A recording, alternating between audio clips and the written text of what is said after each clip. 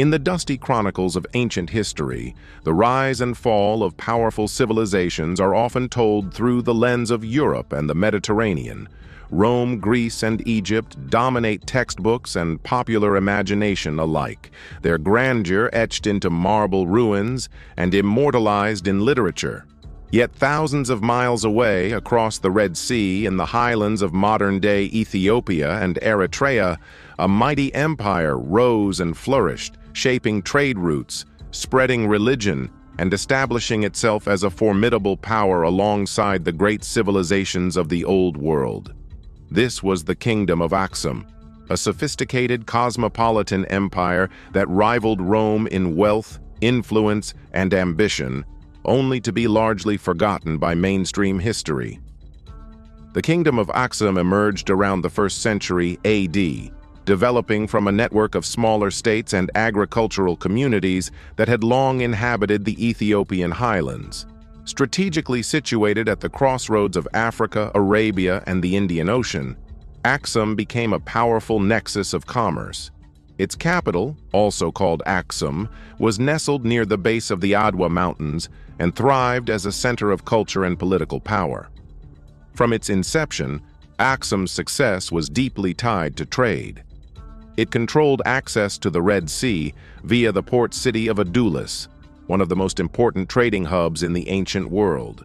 Through this port, the Aksumites traded with Egypt, India, the Arabian Peninsula, and even the distant Roman Empire.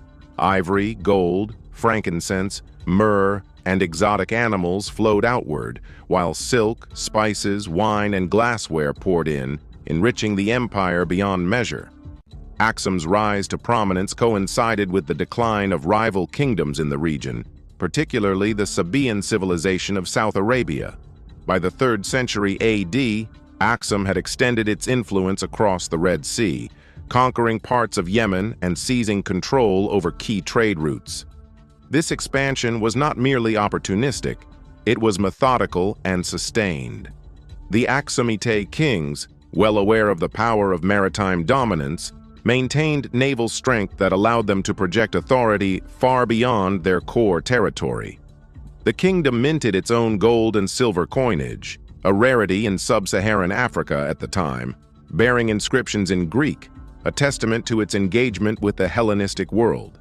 These coins not only facilitated trade, but also asserted Aksum's legitimacy as a global empire on par with Rome and Persia.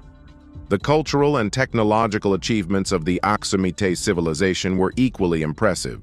The city of Aksum itself was adorned with towering obelisks, monolithic stelae carved from single blocks of granite, some of which reached over 30 meters in height. These stelae served as grave markers for nobility and were symbols of imperial grandeur. The craftsmanship required to construct and transport such immense structures speaks to the organizational prowess of the Aksumites. Their architecture also included elaborate palaces, temples, and subterranean tombs, many of which still lie beneath the surface, yet to be fully excavated. Perhaps one of the most defining aspects of Aksum's legacy was its early adoption of Christianity.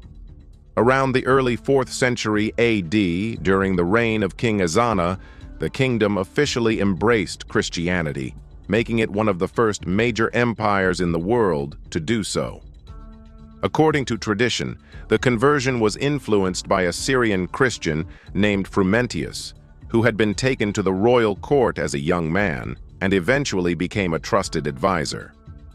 Ezana's conversion marked a turning point, aligning Aksum with the broader Christian world and establishing a church that would evolve into today's Ethiopian Orthodox Tewahedo Church.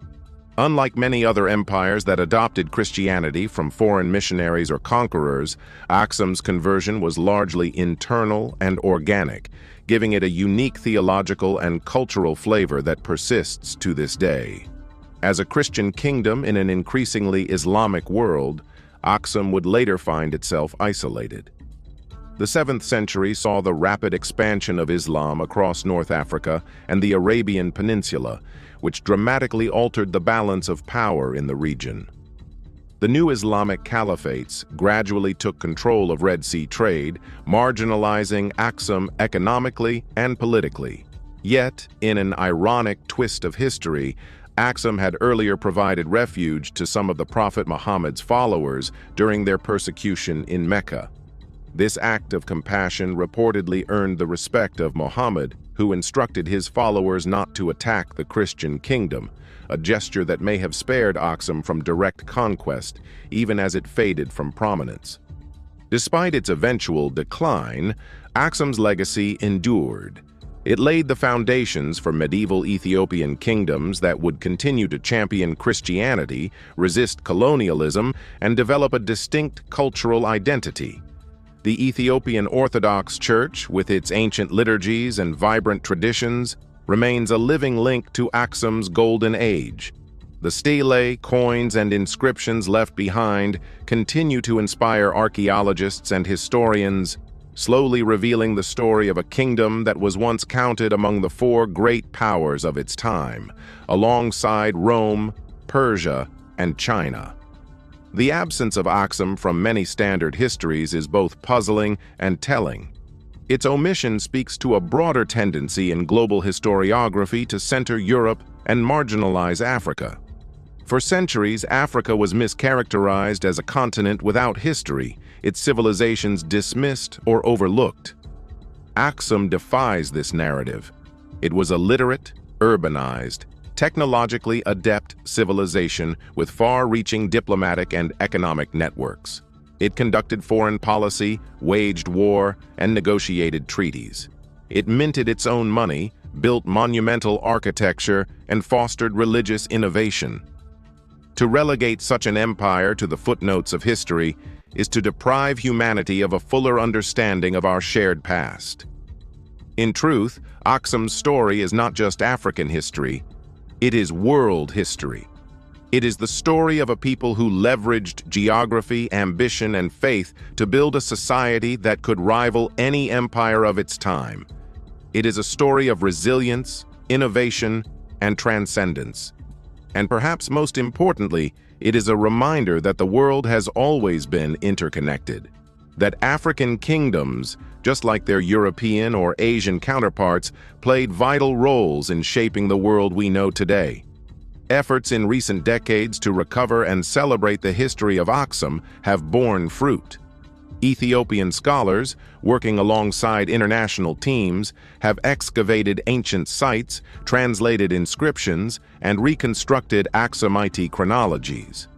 UNESCO has designated the ruins of Aksum as a World Heritage Site, drawing attention to its global significance. In Ethiopia itself, the memory of Aksum remains vibrant, not just in stone and manuscript, but in the spiritual and cultural life of its people. Pilgrims still travel to the Church of Our Lady Mary of Zion in Aksum, believed by Ethiopian tradition to house the Ark of the Covenant. This sense of continuity, from ancient empire to modern nation, is rare and precious. In the end, the Kingdom of Aksum may have faded from the corridors of global power, but its influence reverberates through time. It challenges our assumptions, enriches our understanding, and invites us to reimagine the ancient world as a tapestry of diverse yet interconnected civilizations. Rome may have built its roads and legions, but Aksum carved its obelisks, sailed its ships, and lit the highlands of East Africa with the fire of empire. Forgotten by some but never lost, Aksum endures.